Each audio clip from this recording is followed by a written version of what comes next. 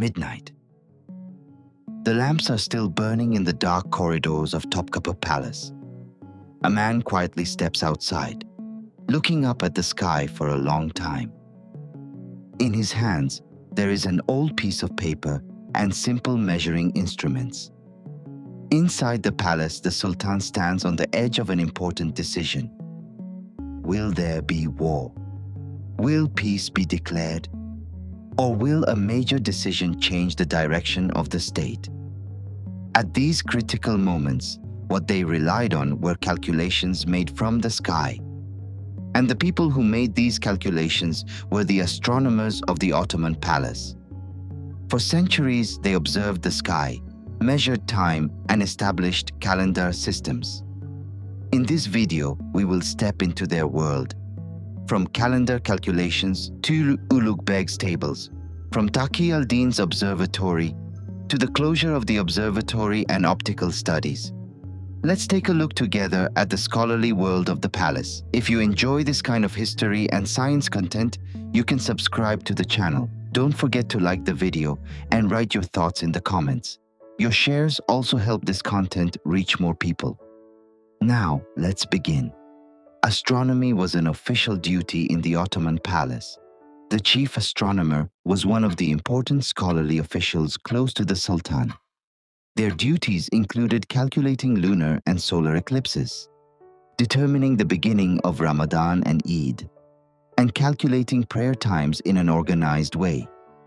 The astronomers supported the palace in calendar preparation and time calculation.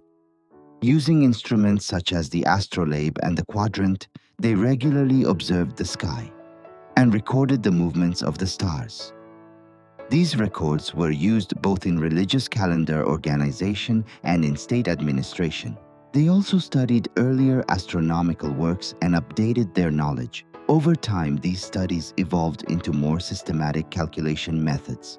One of the most important duties of the astronomers was preparing calendars. In the Ottoman Empire, the hijri calendar was used for determining religious dates, while the rumi calendar was preferred for state and financial affairs. Since the hijri calendar is based on the lunar cycle, it could shift over time relative to the seasons. The rumi calendar, on the other hand, was closer to the solar year. Each year, the chief astronomer prepared a new calendar and presented it to the Sultan. The calendars included days, months, and the timing of important religious dates. These calculations were based on tables prepared by earlier astronomers. In this way, the state was able to follow time within an organized system. However, this body of knowledge was not limited to local studies alone. It was also influenced by a broader astronomical tradition. One of the important sources of this tradition came from Central Asia. In the 15th century, an observatory was established in Samarkand by Ulugh Beg. For many years, systematic observations of the sky were carried out there. As a result of these studies, the astronomical tables known as Zij-e Sultani were produced. These tables included star catalogs, planetary motions, and mathematical calculations. Ulugh Beg's team compared earlier records, corrected errors, and added new measurements. Ottoman astronomers used these tables for a long time. They were used as references in calendar calculations, eclipse predictions, and determining the direction of the Qibla. This accumulation of knowledge continued to develop across different regions for centuries. Over time, it moved toward more advanced observational techniques and new centers. In the 16th century, these studies in the Ottoman Empire reached a new stage. Taqi al-Din became the chief astronomer, and during the reign of Murad III, established an observatory in the Tophane area of Istanbul. This observatory quickly became an important center of scientific activity. Taqi al-Din conducted observations using highly precise instruments he designed himself. He developed new calculations based on Ulugh Beg's tables. The observatory both met the palace's calendar needs and contributed to astronomical studies. It held an important place in the scientific activities of the period. However, after such major developments, things do not always continue in the same way. Over time, conditions and evaluations began to change. And this process moved toward an unexpected turning point. This period of activity did not last long. The observatory operated between 1574 and 1577. Later, it was closed and its structures were destroyed. Different factors played a role in this process. The appearance of a great comet in 1577 and the events that followed also coincided with this period. Different evaluations within the palace and political processes also had an impact. As a result, the observatory was closed.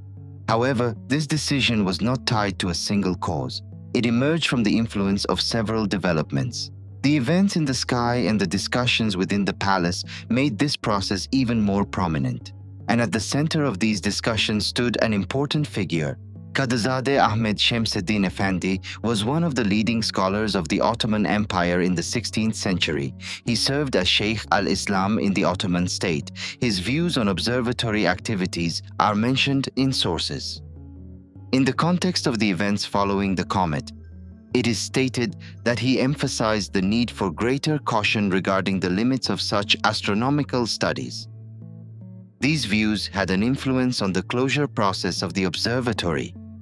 However, this process was not only an ending, but also the beginning of a new scientific path extending into different fields. As the gaze toward the sky continued, light itself became the subject of study. And here, a different figure came to the forefront. Taqi al-Din was known not only for his astronomical observations, but also for his studies on light. In his work, Nur Hadiqat al-Absar, he examined the propagation of light, reflection, refraction, and the relationship between light and color. Through experiments, he investigated the properties of lenses. He carried out observations aimed at making distant objects appear clearer. These studies also contributed to astronomical observations. But the remaining question was, were these studies only about calendar calculations, or were they part of humanity's effort to understand the sky and nature?